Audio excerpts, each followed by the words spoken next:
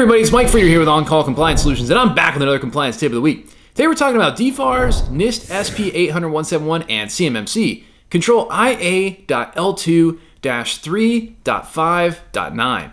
Allow temporary password use for system logons with an immediate change to a permanent password, whatever that's about.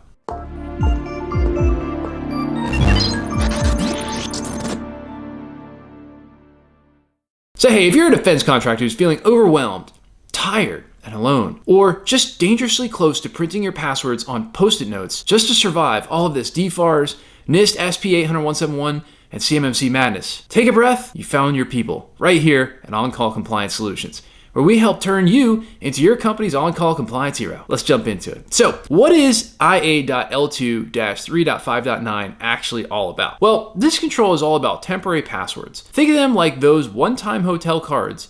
They're great in the moment, but if you're still using one 6 months later, well, something's gone horribly wrong, and chances are pretty good somebody else knows how to get into the room. So, a little bit of control text. Allow temporary password use for system logons with an immediate change to a permanent password. What does this mean? Well, look, we know that IT admins sometimes have to change passwords for us, right? But what's to say those IT people aren't bad people, or for some reason they want to get into your stuff? Or maybe that temporary password that they reset it to, goes unchanged, and then months later somehow one of their systems is breached. So to prevent a situation like that, ultimately, what we want to do is we want to make sure that as soon as we change a user's password, like a password reset scenario, that they get rid of that temporary password that someone else knows so that only they know the permanent password. In other words, when you give someone a temporary password, say for a new hire or someone who forgot theirs, they should be forced to change it the first time they log in. No ifs, no ands, no buts, no I'll do it later. Now, the assessment objectives. Let's break this down into what your assessor is going to ask and what you need to show them. So objective number 1, temporary passwords are allowed. Yep, this one's pretty easy. Yes, you can use temporary passwords. That is your green light. You can definitely use them, but only if. Objective number 2, immediate change required upon first use. Here's where most folks kind of mess this up. Technical implementation. In Active Directory, there is a checkbox in the user account properties. In Auditor ID, again, this is a setting to make sure that temporary passwords are mandatory. And again, the good news in Auditor ID and Azure Government is this should be a default, but you still have to check to make sure. So definitely do that. So again, the checkbox is user must change password at next login. That's it. That's the checkbox you're looking for. User must change password at next login. Now, if you're using something else like Jamf, or you're using some other kind of Active Directory or LDAP type service, or any other service where, again, IT people might be resetting passwords, this is still mandatory. For cloud platforms like Azure AD, enable self-service password reset, or SSPR, and enforce a password change on first use. For managed systems or SaaS apps, check that temporary credentials expire or require change immediately after use. Don't let users log in with a temp password and keep using it for weeks.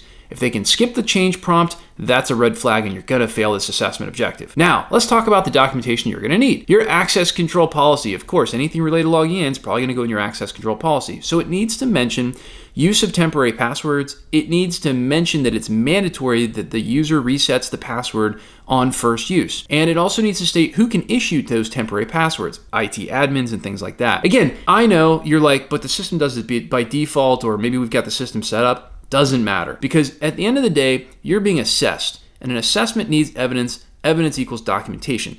Yes, you can definitely show them. There's going to be a demonstrate probably on this one. So ultimately, you have to make sure that whatever's in your system, well, it's on paper too. That way, you can show that you're training your IT people on how the system needs to be configured, and your IT people know how it should be configured. Isn't that kind of important? Look, a new hire account creation SOP that shows your IT or HR team applies this rule consistently, that would be a really nice touch. Screenshots from user provisioning or system configuration showing the change at first logon, so maybe some audit logs, that would also be a very nice thing to have. And optional, audit logs showing new users or password resets followed by a change. So again, another audit log, not just when the account's created, but then if someone has a password reset. That would be really nice too. Now, a little bit of a real world pitfall. We once had a client where temporary passwords were shared via email and never changed. Well, guess who also had access to that email box? Oh yeah, the intern, who'd left 6 months ago. Don't be that company.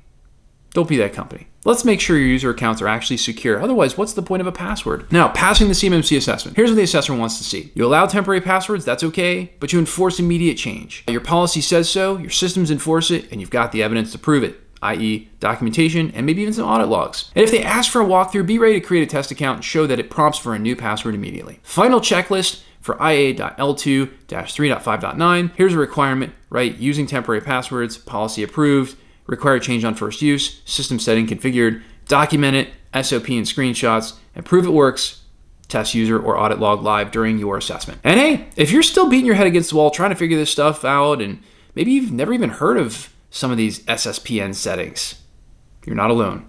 And the good news is, we here at OnCall take defense contractors just like you who've had this DFARS, NIST, CMMC, ITAR, and EAR information security compliance stuff dropped in their laps like a seagull on a sunny day. We teach you how to level up and be a proper OnCall compliance hero for your company, eliminating gaps, gray areas, and getting this solved, all while showing you how to leverage compliance as your secret weapon to land more defense work with higher profit margins. Now that's what becoming an on-call compliance hero can do for you. Now, if you're looking for more help getting compliant, our compliance experts are always on call for you. Visit CMMCComplianceSecrets.com or check out the description below for links to get help right now. And if you love the content we're putting out for you, help us out with a big thumbs up on that like button, or even better, smash the subscribe button to get the latest compliance content as soon as our compliance nerds roll it out. And until the next compliance tip, my friends, stay safe and secure out there, and hit us in the comments below to let us know what you'd like to know more about when it comes to information security and compliance.